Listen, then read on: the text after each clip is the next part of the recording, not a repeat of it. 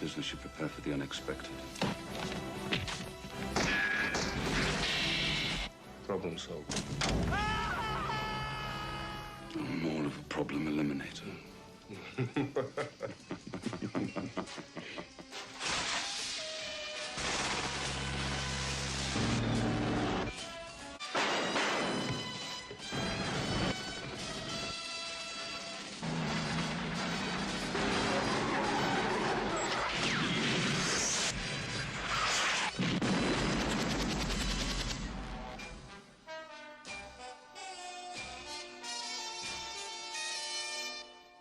Welcome one and all to an all-new video. So this is my next review in the awesome James Bond-a-thon reviews I've been doing. So we're going to get right into that for the 16th, that's right, the 16th James Bond film. So this is going to be a real blast, people, so we're going to get right into that.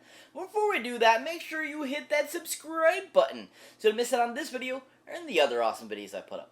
And as always, people, if you enjoy this content on YouTube, definitely check out my other social media platforms, such as Facebook, Twitter, or Instagram, where I post mostly on a daily basis, so definitely check that out.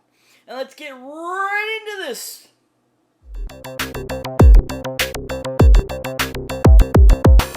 So welcome one and all to an all-new video. So like I was saying before, we're going to be doing another James Bond-a-thon review here for you on the 16th in the series of James Bond films. And that happens to be the film known as A License to Kill. Oh yeah, License to Kill.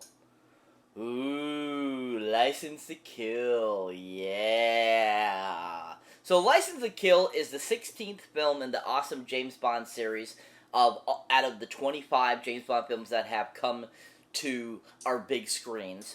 And this is the second and final outing for the current James Bond in this series as well. Now, once again, and for the final time, is the amazing, awesome director that ended up coming back and directing this for the final James Bond film he ever directed. And that, of course, is Mr. John Glenn. Oh yeah, John Glenn, woo! John Glenn, woo!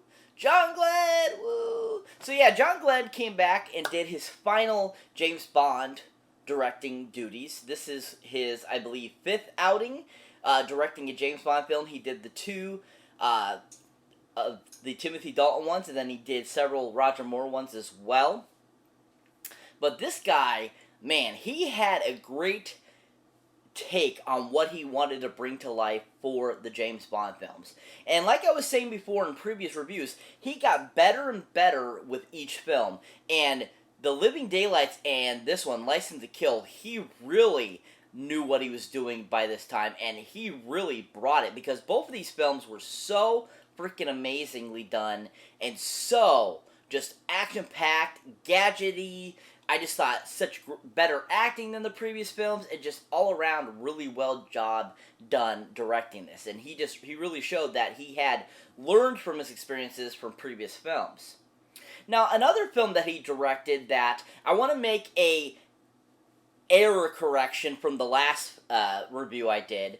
The last review I actually was talking about the film called Checkered Flag, which I was talking about the race car driving and stuff like that, the two guys that had oppositions that they couldn't. That was actually in the last video.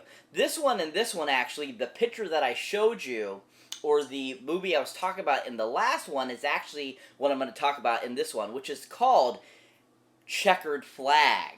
That's right, Checkered Flag. So Checkered Flag, like I said, was in the last one, but now, like I was saying before about the awesome License to Kill, once again, like I said, John Glenn just improved on his filmmaking, and this being his final and last outing in the James Bond series, I thought he went out with an awesome bang, and he gave us a really amazing film. Also, just, I thought he really brought to life a even different James Bond in these two last films, and gave us something different than what was in the Roger Moore ones, and just Timothy Dalton's version of James Bond was just so interesting, and I thought John did a good job of bringing that out and give us a really well done film. If you haven't seen License to Kill, definitely check it out. John did an amazing job directing this film. So once again, this movie has a really great cast. We have some really great actors. A couple that you probably have seen in other things, have seen them do things later on their careers, and are just really awesome actors. Now, of course, to start us off is none other than James Bond himself, Mr. Timothy Dalton! Oh yeah, Timothy Dalton! Woo! Timothy Dalton! Woo! I love Timothy Dalton. Like I said in my previous one, I was so impressed with his acting, his take on the amazing James Bond, and he really was awesome, and he even got better in this one. I loved where he took the character. All around, he did a really great job with the character. Now, one film that I really enjoyed him in that he's also done is a great 2000 film directed by Edgar Wright, known as Hot Fuzz. Oh yeah, Hot Fuzz. Oh yeah. Oh my god, this movie is so freaking awesome. Directed, like I said, by Edgar Wright. This movie is the cake pajamas of awesomeness, people. This movie just rocks. I mean, from the gore to the action, just to the screenplay itself and the writing and the comedy in this was so freaking awesome. So well, done by, Simon Pegg, Nick Frost, Jim Broadbent was in it, Olivia Colman was in it. I mean, this movie had a really great British cast, and they all were so freaking amazing. And Edgar Wright is such a great director, but I absolutely love Timothy Dalton in this film. He's so awesome as one of the, people. He owns a store in the film, and being a part of the clan of, of the people that are keeping this town how it is, he just plays that character really well. I love his final sequence that when he's battling against the awesome, Simon Pegg, and they're duking it out, and he ends up falling onto that church thing, and goes through his chin, and he just kind of sitting there going, my hug hurt. That was just absolutely freaking hilarious, and I thought that Timothy did such a great job of bringing that to life, and I love how different this character was from his James Bond and his other portrayals in other films as well. He just was as a consummate actor. He's so awesome. And I just thought he did a really good job with Hot Fuzz. If you haven't seen Hot Fuzz, definitely check it out, people. It's worth the watch. Now, to just elaborate on his performance as James Bond, like I said, he is now in my top one, tied with Craig and with Roger Moore. He is just so freaking awesome.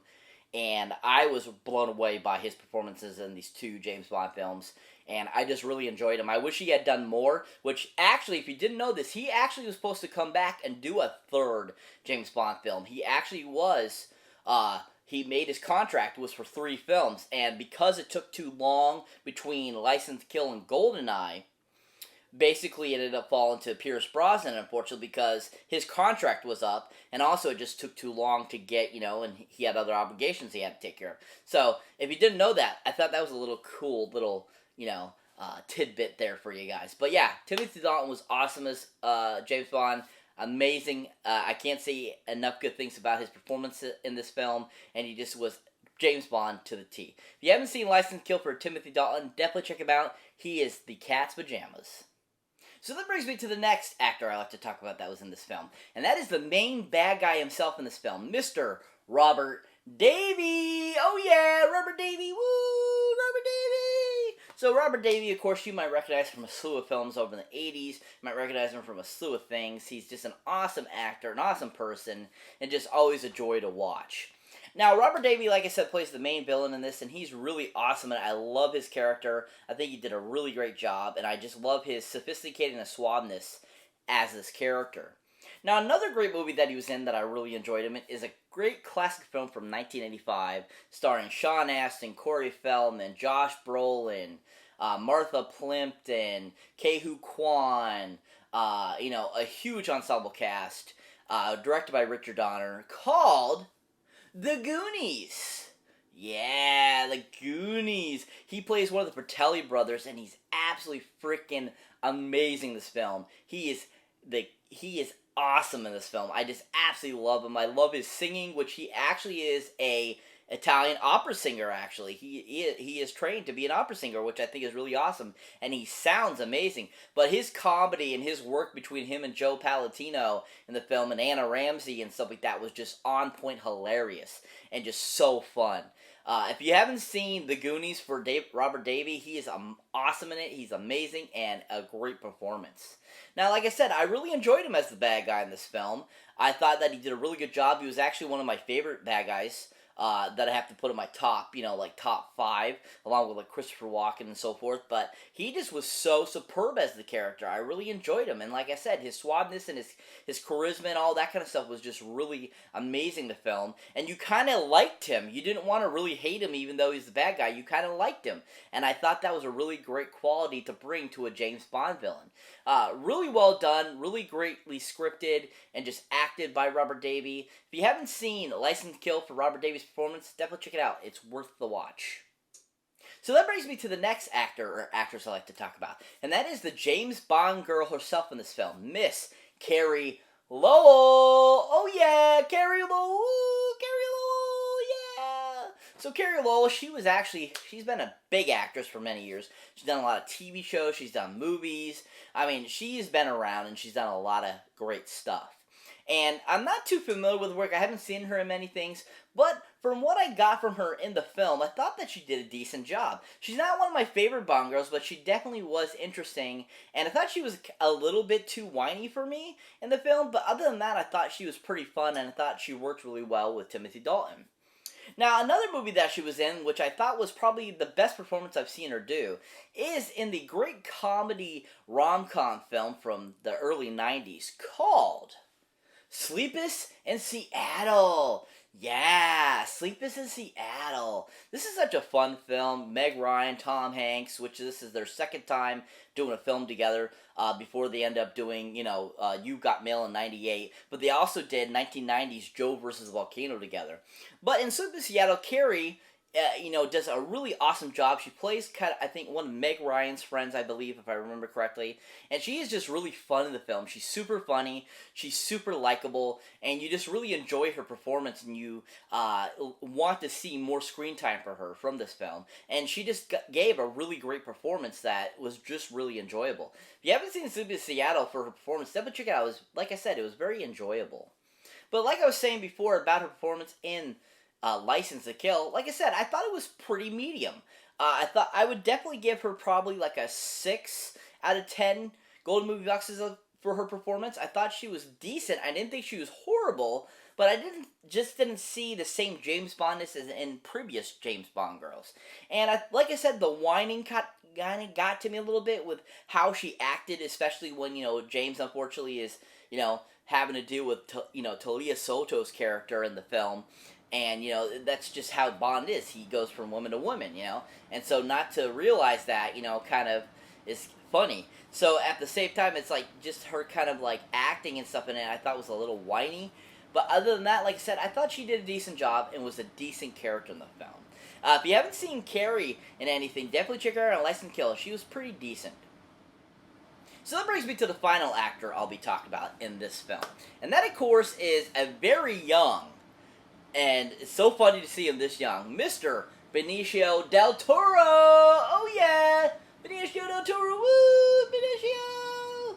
So of course you probably recognize him for Fear and Loathing in Las Vegas. You might recognize him from Sin City. You might recognize him for a slew of films over the years. But this guy just rocks.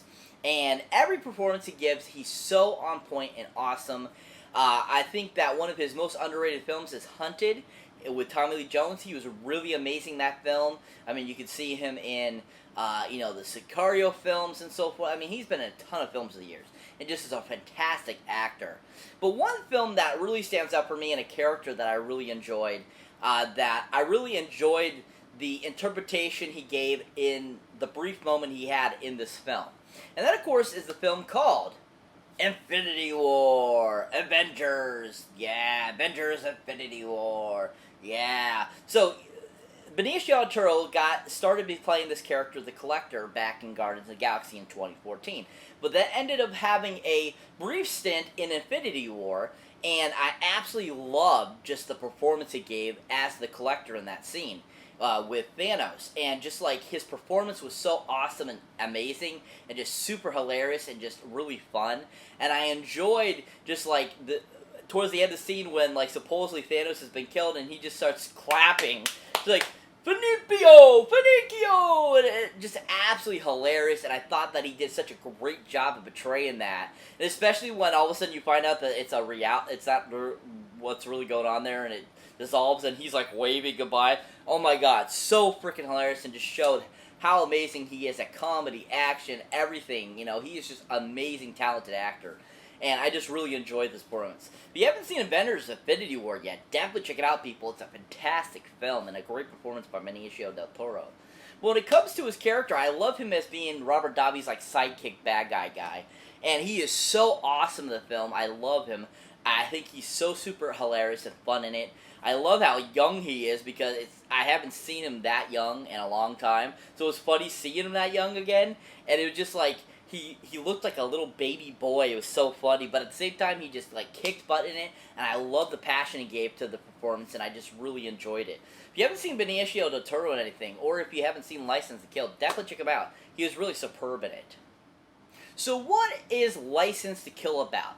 Basically, this time around, Bond is out for revenge on a evil villain who's a drug lord that ends up getting one of his CIA friends basically almost killed and killing his wife. And it's basically about Bond getting revenge for his friend and, you know, basically stopping this evil drug lord.